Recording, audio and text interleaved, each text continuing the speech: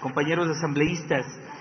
es importante y en buena hora que podemos el día de hoy mismo tratar este tema por su trascendencia en lo que tiene que ver fundamentalmente con los derechos de niños, niñas, adolescentes del país. No solo por el número de niños que van a ser afectados, sino fundamentalmente, como ya había señalado cuando se expuso la propuesta de cambio del orden del día, la violentación a los principios fundamentales, y ahí señalar nuevamente, como determina el artículo 120 de la Constitución, nuestra obligación es fiscalizar los actos de la función ejecutiva electoral de transparencia y control social. En ese mismo sentido, adicionalmente, el artículo 82 de la Constitución de la República establece: el derecho a la seguridad jurídica se fundamenta en el respeto a la Constitución y en la exigencia de normas jurídicas previas, claras, públicas y aplicadas por las autoridades competentes. Sin embargo, de eso creo yo, y había planteado, que hay dos principios fundamentales que se violentan con el pronunciamiento realizado por el presidente de la República. Y ahí señalar, y ahora sí quiero leer textualmente lo que determina el artículo 11, numeral 8 de la Constitución de la República, que en forma expresa señala: el contenido de los derechos se desarrollará de manera progresiva a través de normas, de jurisprudencia y de políticas públicas.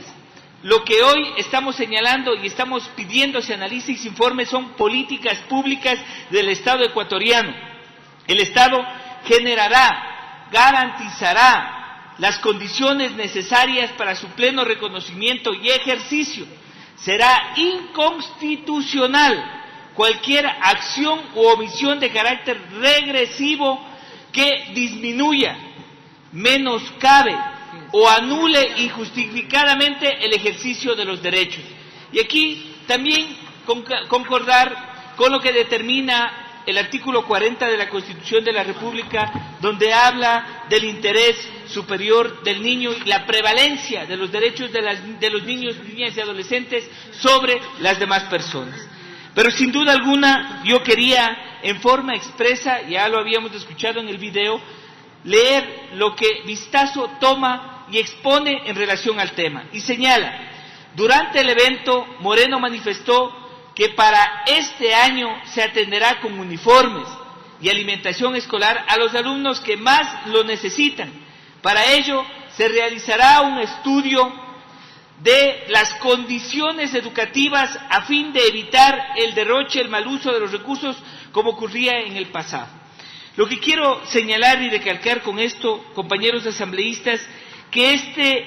este pronunciamiento realizado por el presidente de la República este 22 de abril, sin duda alguna, entre posiciones y contraposiciones, porque posteriormente salió el viceministro de Educación a hacer una aclaración en la que efectivamente dice que este año se garantizarán, pero no nos habla de cómo se va a priorizar, cómo se va a determinar y también se va a establecer a qué niños se entrega y a qué niños no se entregan estos beneficios. Adicionalmente, ¿qué es lo que va a pasar en las unidades educativas si tomamos en cuenta los quintiles? Tendremos que dividir, ¿no?, en las unidades educativas, también discriminando a quienes sí y a quienes no, en una misma unidad educativa, porque no todas las mismas unidades educativas del sector público tienen el mismo quintil y hay diversidad de beneficiarios de este servicio. Ahora,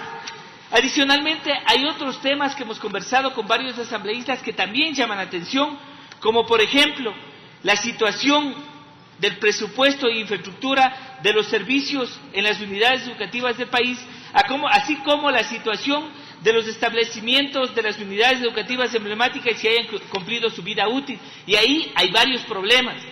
Hay unidades educativas, no necesariamente en Quito, en Guayaquil, en las ciudades más grandes, sino en otras que no están siendo beneficiarios de los servicios, desde el agua potable, con problemas en el alcantarillado, con problemas en los servicios básicos, pero adicionalmente en los mobiliarios con los que deberían garantizarse los derechos de niñas, niños, adolescentes y jóvenes. Otras, como por ejemplo de las unidades emblemáticas que han cumplido su vida útil y que hoy están los niños siendo trasladados a otras unidades educativas. ¿Qué está pasando con esas unidades emblemáticas, con esa infraestructura que en ocasiones y en muchos de los casos está siendo abandonada? Otro tema que también hemos planteado y hemos conversado es sobre cómo se va a implementar las escuelas unidocentes y el sistema en ese sentido, el sistema de educación. ¿Qué está pasando o qué va a pasar con las escuelas unidocentes? ¿Cómo estas van a garantizar los derechos de niñas, niños y adolescentes? Y para finalizar, cuando habíamos estado en la Comisión AMPETRA, se había planteado adicionalmente una problemática compleja con los DESE.